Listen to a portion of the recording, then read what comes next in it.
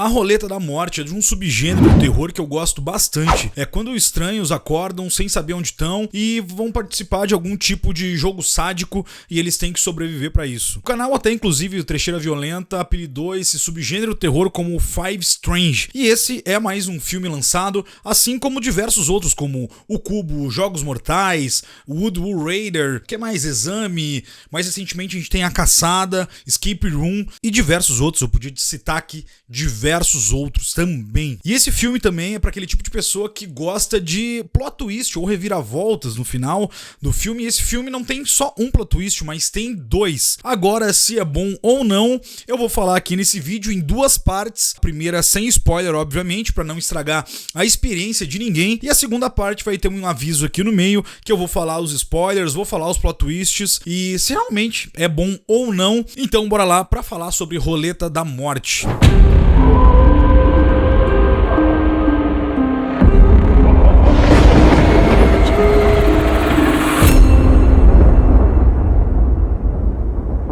Mas antes disso, não se esqueçam de se inscrever aqui no canal. Muita gente pediu pra gente fazer esses vídeos mais curtos, já que os nossos podcasts tem geralmente duração ali de 1 hora e meia. Então a gente vai começar a fazer esses vídeos mais curtos, mas pra isso a gente também precisa que vocês se inscrevam aqui no canal, curtem, compartilhem, comentem aqui embaixo se vocês vão ver esse filme, se vocês já assistiram e o que acharam também, né?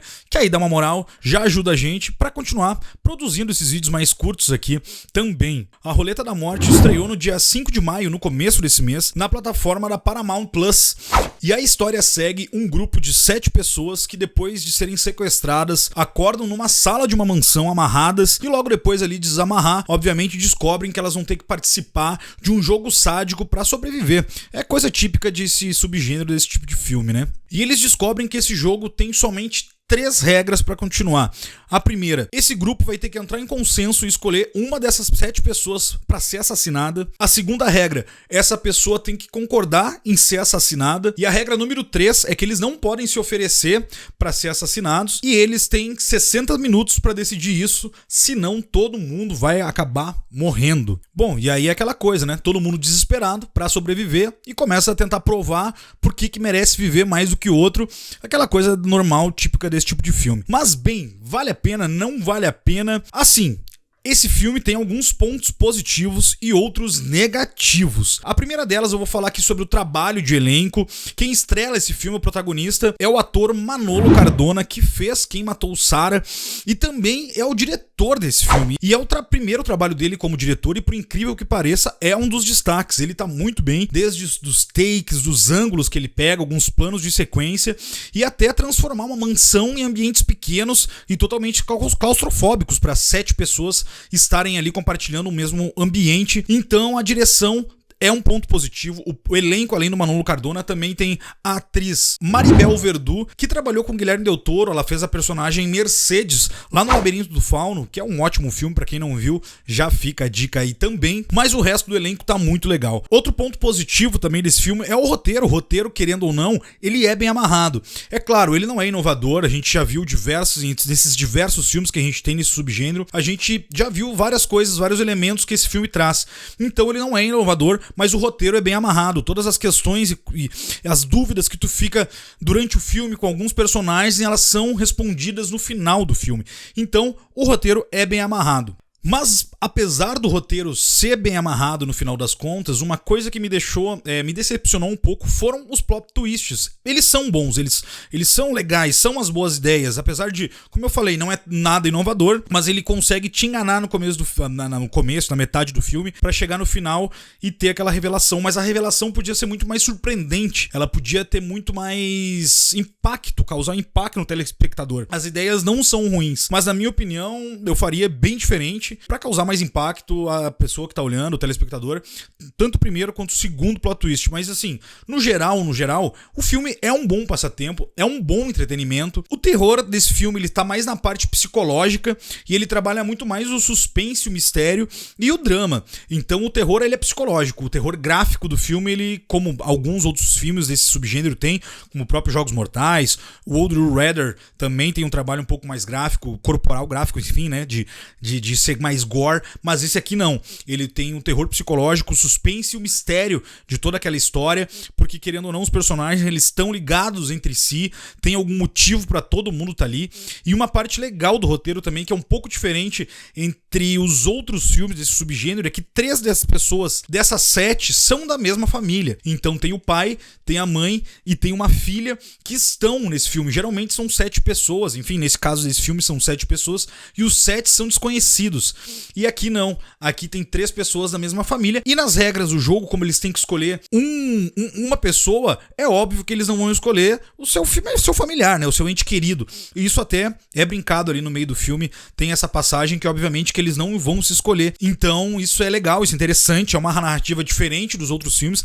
Eu não lembro de ter outro filme desse subgênero em que tem algum outro conhecido, um de outro, ou algum familiar.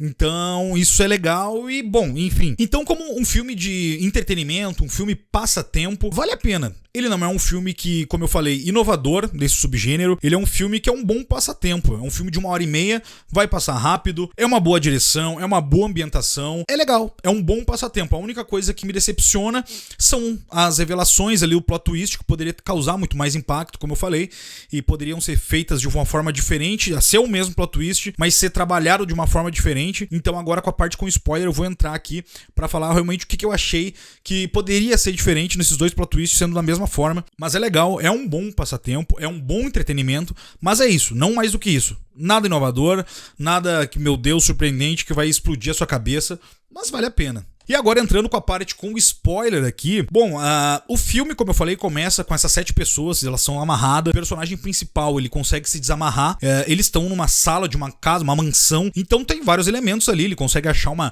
estátua ali de uma sereia e acaba tirando a corda dele ali, cortando a corda com a cauda dessa sereia e ajuda as outras pessoas a se desamarrarem. Como eu falei, tem uma família ali, é o marido, a esposa e uma filha. Tem um ator principal que é um policial.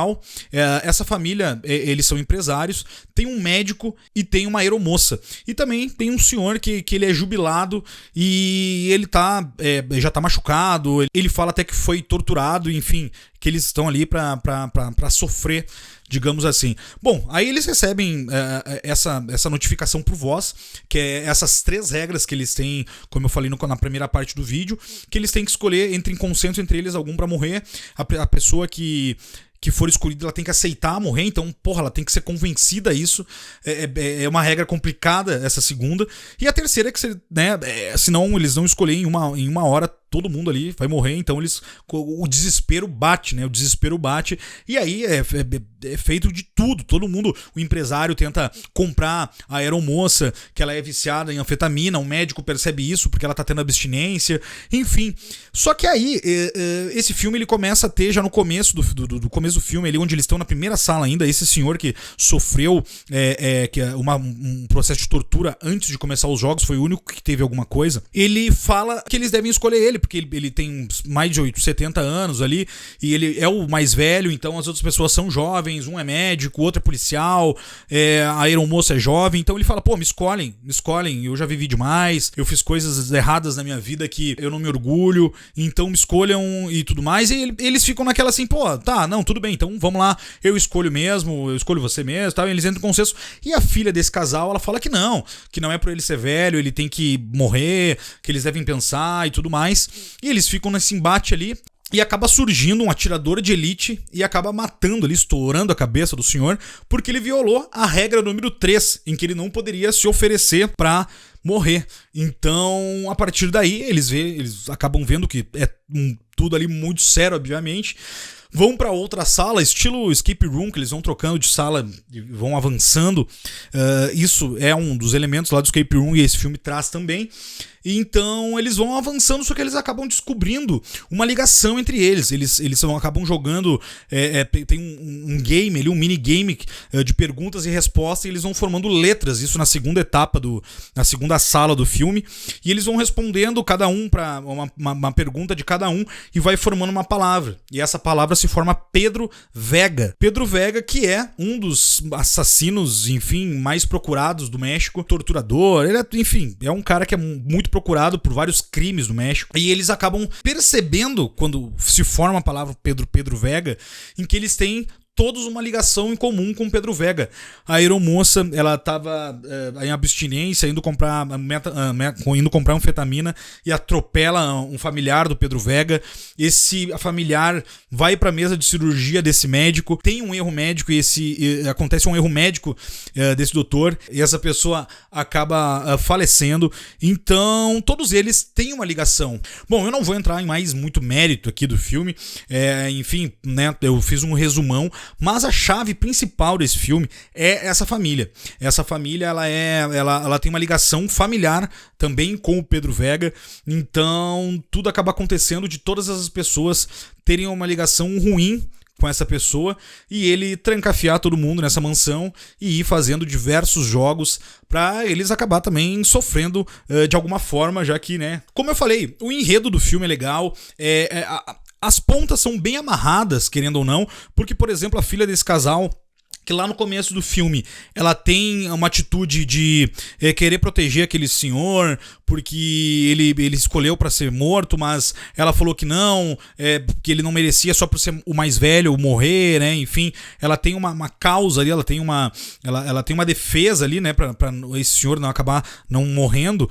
Mas lá na metade do filme ela dá ideia pra mãe pra eles comprarem a aeromoça, porque essa aeromoça tem um filho, esse filho passa por problemas financeiros, tudo mais. Ela tenta fazer que a mãe compre, ela descobre isso conversando com essa aeromoça numa determinada parte do filme, e aí ela dá a ideia pra mãe para comprarem essa mulher, aceitar ser morta, e aí essa família daria $1 milhão para ir pagar a faculdade do filho e tudo mais. Enfim, então essa personagem, por exemplo, que ela tem dois lados, ela muda do começo da metade do filme, lá no final explica tudo isso. No segundo plot twist do filme, na segunda reviravolta, é explicado isso, porque eu fiquei me perguntando, ela tava defendendo o senhor lá no começo do filme, e aqui na metade, né, tá sendo, né, querendo comprar a mulher e tal. Então isso aí é explicado no final do filme. Bom, eu vou falar aqui sobre o primeiro plot twist e como é que eu acho que poderia ter sido diferente aqui,